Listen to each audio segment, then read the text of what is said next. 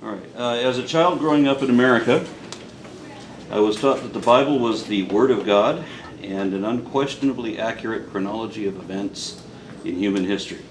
Ken Ham of Answers in Genesis phrased it like this. He said, it's much like God saying, I know everything, I've always been there, here's what happened in the past. Of course, the Bible doesn't read that way. It reads like the man-made mythology of an uninformed deity in a jumble of discordant fables and human speculation with no moral or factual relevance. There certainly isn't any hint of divine inspiration. But because it was supposedly God-breathed, we're supposed to treat it as the absolute truth and the ultimate authority, even when it contradicts itself hundreds of times and has been shown to contain, as Mark Twain put it, upwards of 1,000 lies. Not even God can save the Bible at this point, because even if God exists, the Bible cannot be His Word. Not only does it not say anything that it should, if a benevolent cosmic creator had actually written it, but what it does say is so wrong about so much that it was obviously not written by anyone who had any idea what they were talking about on any subject. The Bible was clearly composed and compiled by ignorant and bigoted superstitious savages and perpetuated by a culture attempting to assert their superiority and justify their inhumanity by pretending to speak for their God. I was taught that the Bible was the oldest book ever written and the oldest story ever told, or the first book ever written and the oldest story ever told. And if the Bible were true at all, this much must be true also, but we know it is not. There are many other works from already established religions that are much older than that. The scholarly consensus is that Genesis was compiled probably by Ezra from several unrelated oral traditions less than 2,500 years ago. Other documents filtered in at about the same time, all of which attributed to human authors, mostly between the 6th and 2nd centuries BC.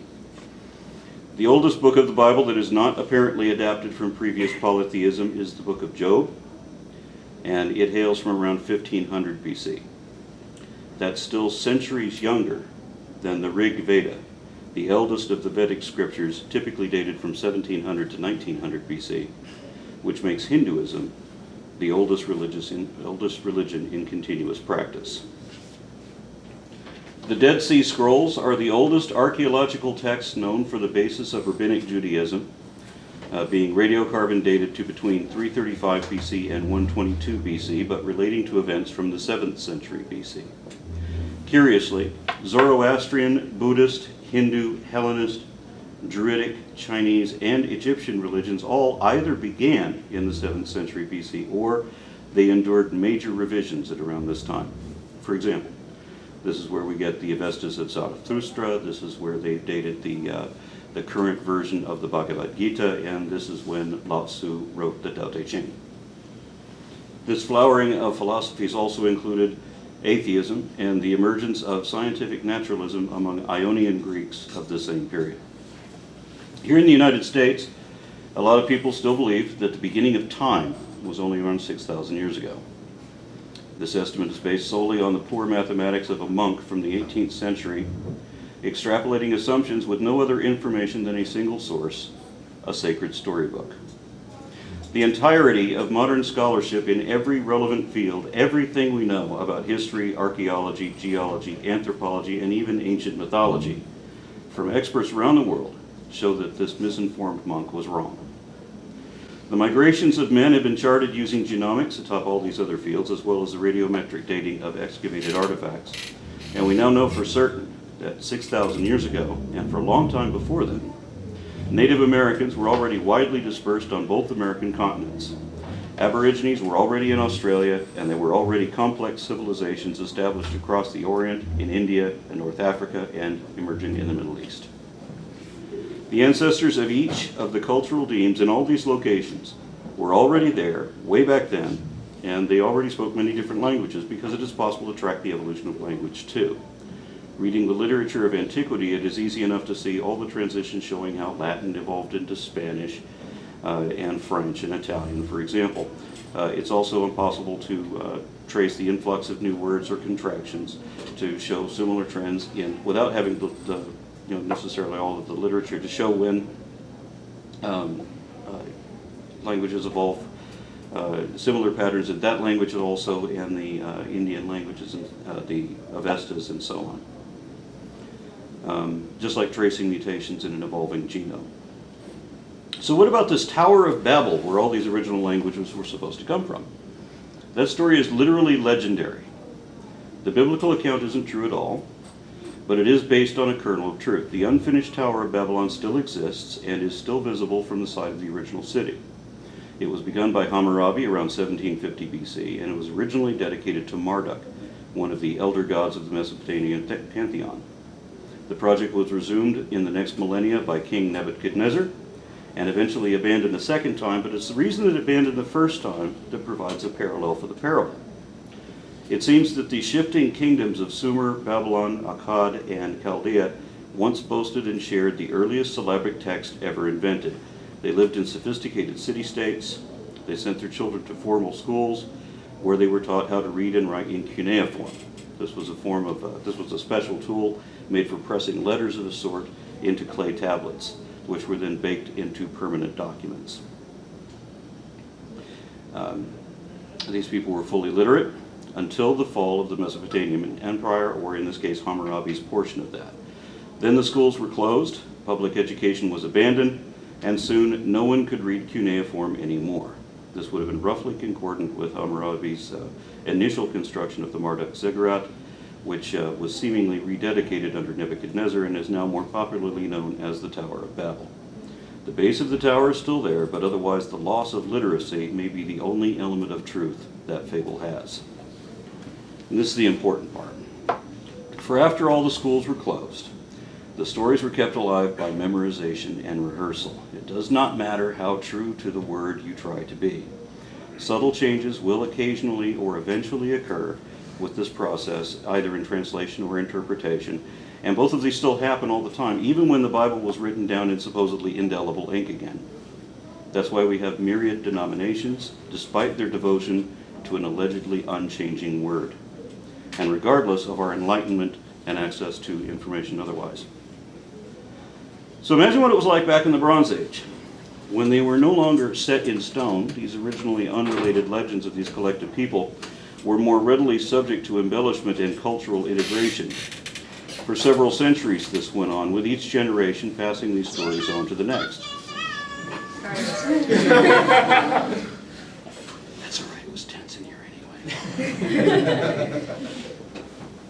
By the time the Phoenicians reinvented syllabic texts around the 10th century BC, all the elder legends had evidently evolved, being enhanced, exaggerated, or otherwise influenced by neighboring religions and political dynamics. Some experts now recognize 4 sources just for the Pentateuch, the 5 books of Moses. According to the Wellhausen documentary hypothesis, these forgotten contributors are now referred to as the Yahwists from 950 BC in the southern kingdom of Judah, the Elohists from 850 BC in the northern kingdom of Israel, the Deuteronomists from 600 BC in Jerusalem during a period of religious reform, and the priestly writers, and this would include Ezra. These were the Jewish priests in exile in Babylon. Modern scholarship doesn't credit Moses as the author of anything. One reason is that Moses couldn't possibly have posthumously written about his own death and remembrance as detailed in Deuteronomy. And worse, Moses evidently never even existed as described. As folklore changes over time and is filtered through different tribal demes, very often the names of even central characters are changed. Just as Rome has different names for the gods and heroes of the same myths as they have in Greece, the same thing happens in ancient Semitic mythology too. For example, it seems that the character now known as Moses is actually a compilation of a few different predecessors from elder mythos. The most obvious of these is Hammurabi, the Babylonian lawgiver. He received the stele of law from the sun god Shamash some 500 years before Moses was supposed to have lived, which is typically estimated to be around 1250 BC. Otherwise, the principal difference between these two figures is that the stele of law is an actual obelisk standing 8 feet high and on display in the London Museum, while the Ark of the Covenant is one of those things that seems to only exist in movies. Egypt provided another precursor in the form of Jajamak, the ritual priest for the pharaoh Senefru from the 4th dynasty in the Old Kingdom in the 25th century BC. One of the 5 tales included in the Westcar Papyrus details a voyage wherein Senefru took a score of buxom, beautiful young girls, stripped them all naked, and put them on his longboat so that he could watch the view as they row across the lake. Who wouldn't do that? It's good to be the king.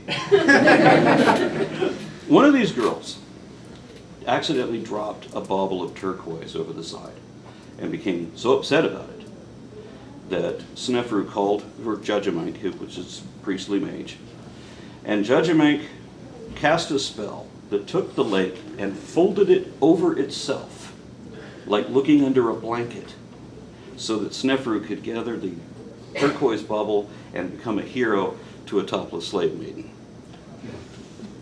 Okay, so it's not quite Cecil B. DeMille. But it does cause one to wonder how the story of Moses parting the Red Sea could have been that significant in the same land where they had already written up this satirical farce well more than 1,000 years earlier. And I thought the original story was better. In their book, Deceptions and Myths of the Bible, Lloyd and Elizabeth Graham describe parallels between the stories of Moses and Sargon. Reading now, the myth woven about the legendary Sargon I, 2750 BC, strikingly resembles early history of Moses, that is, his infancy. This part is given only by the Elohist.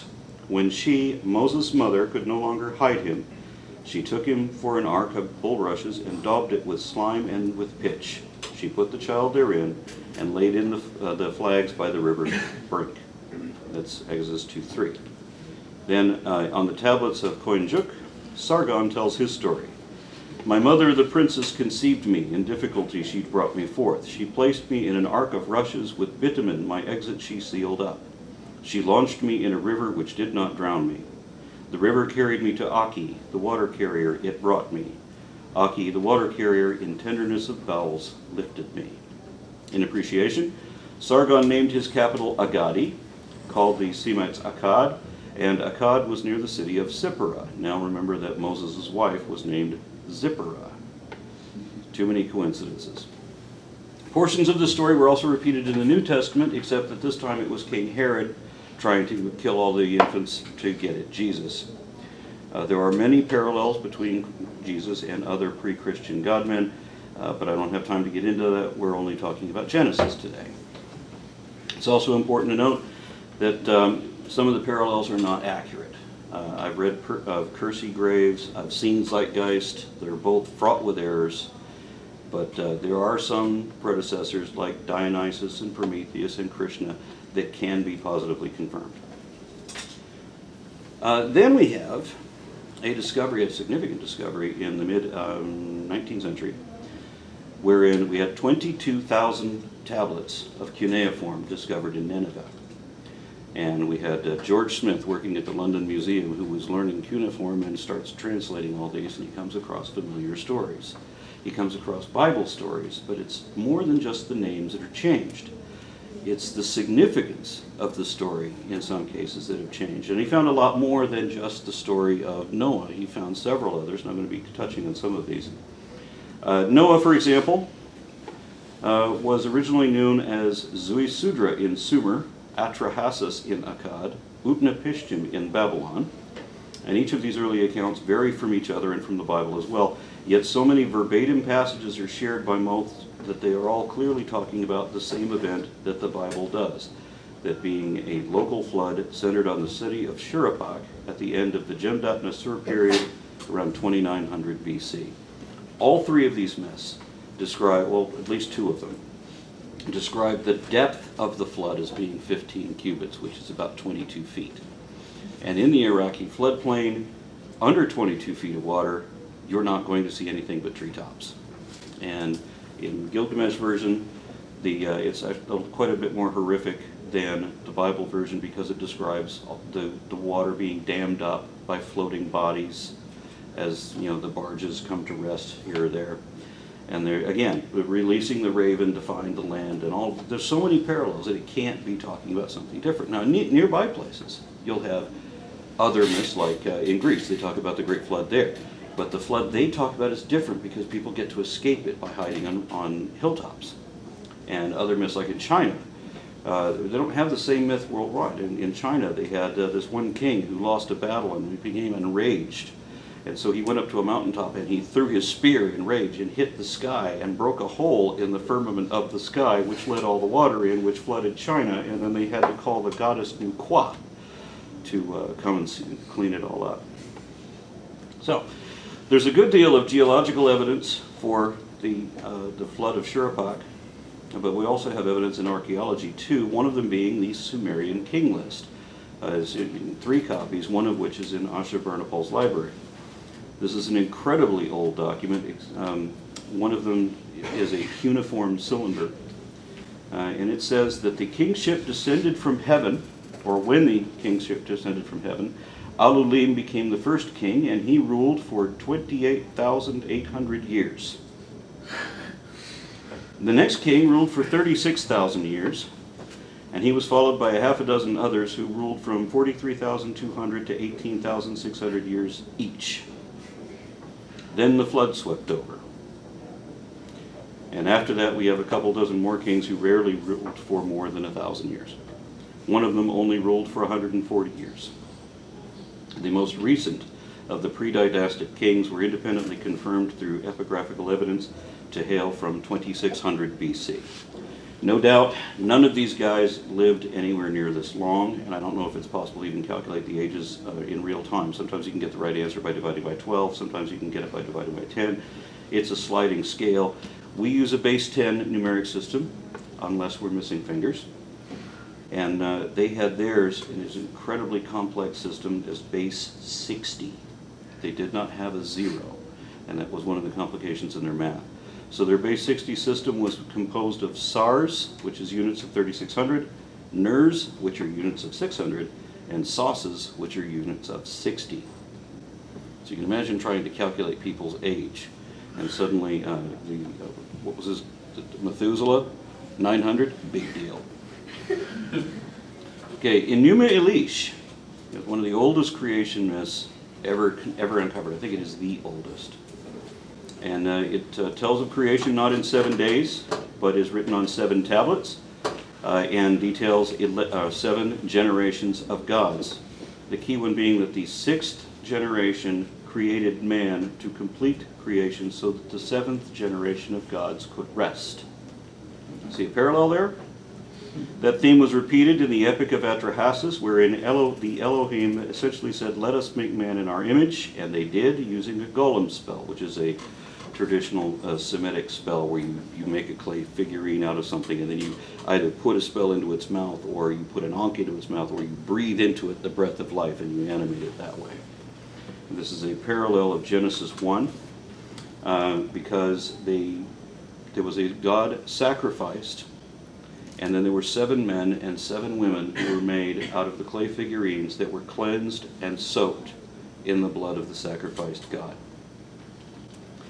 This is as opposed to Genesis 2, where in Genesis 1 you had men and women being created together, and in Genesis 2 you had one man being created by himself, and his consort being conjured as an afterthought by an absent-minded and not quite omniscient God. Remember that the name Adama means man of the red dirt, or red clay. Also in that collection of cuneiform documents is the legend of Adapa, also known as Adamu. The seed of mankind was called before the gods. He was warned not to eat or drink anything offered to him because it was thought that the gods would poison him. But instead of giving him the food of death, they offered the food of eternal life, and he refused, as he was instructed to do. They offered the water of eternal life, and he refused that too. They offered him clothing, and he dressed himself. Consequently, he was denied immortality and returned to earth to put sickness and evil into the bodies of all the people. So, now we turn to Eve. In the Epic of Gilgamesh, the wild man Enkidu realized that he was naked for the first time in his life after he had been seduced by a harlot who became his Eve. The god Enki in another story, trespasses into the sacred garden of Inanna and eats several forbidden fruits. He is caught by the guardian of the garden. Well, it's not Inanna in this case, I think it's Ninersag. The goddess Ninersag forgives his transgression and bears several daughters to cure each of his wounds. One of them is called Ninti, daughter born of the rib, for she was made to close the wound to his side. In the legend of the Hulipo tree, Gilgamesh, the god king, plays the part of God in Genesis as he walks through the sacred garden, this time attributed to Inanna, wherein he finds the dark maid Lilith, together with a serpent who could not be tamed, both in a divinely chosen tree. Lilith was eventually cast as Adam's first wife in Talmudic legend. And Gilgamesh took out his axe, struck down the snake who knows no charm, and in the midst, the maid Lilith tore down her house and fled to the wastes.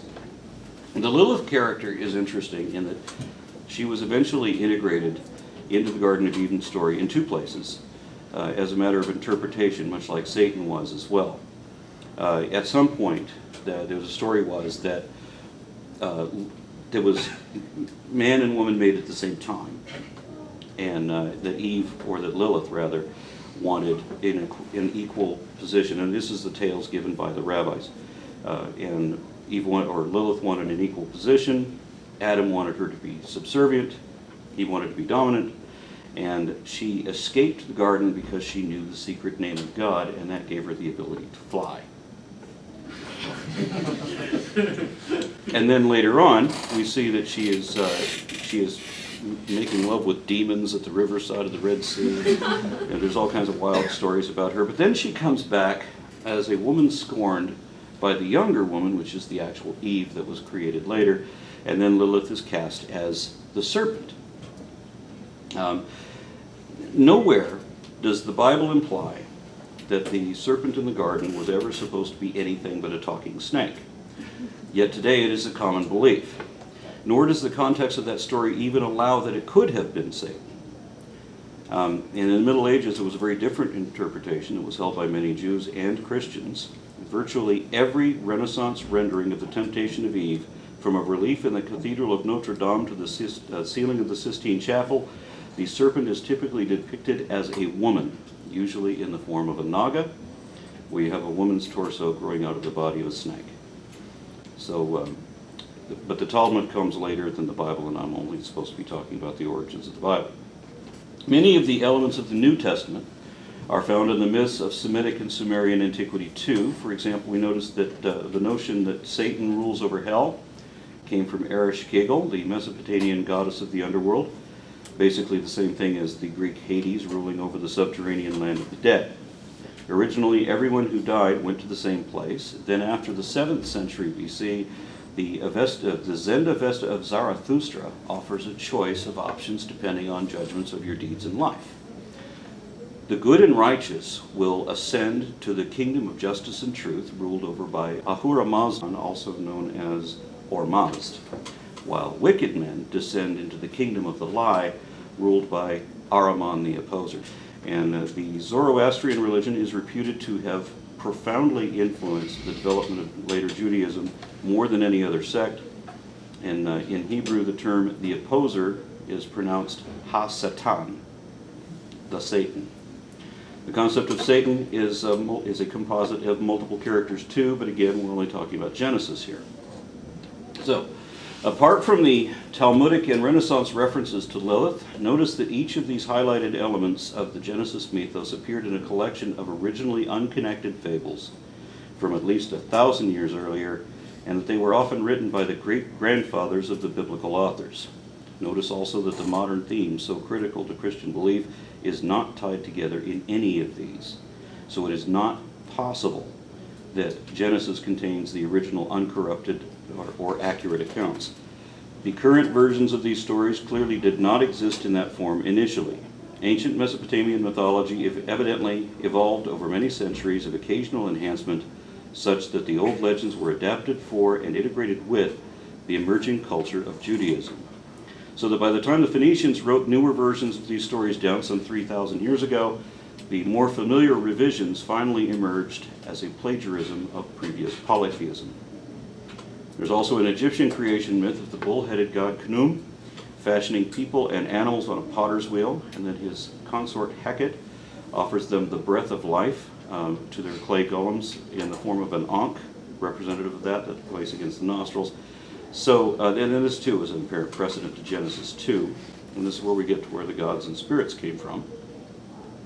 The archaeology of pre-Judean polytheism shows that Yahweh, or Yahweh,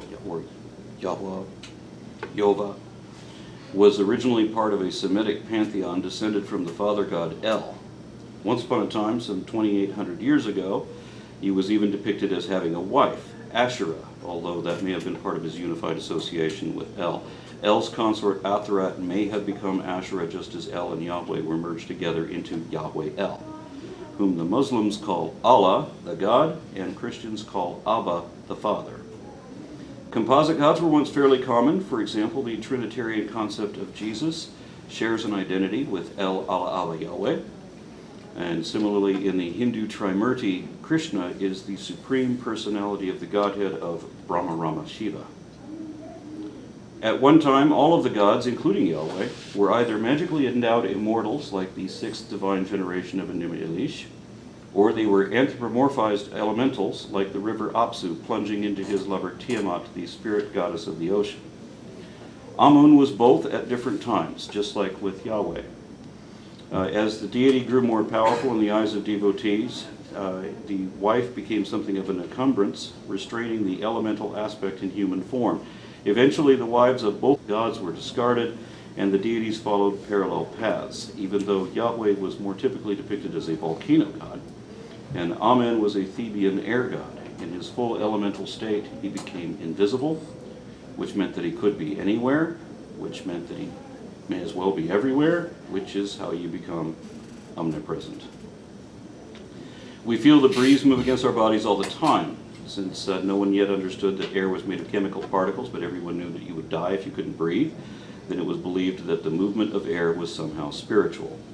Yahweh was granted this aspect as well, so that when Genesis 1:2 said only the Spirit of God moves over the face of the waters, they're talking about the wind.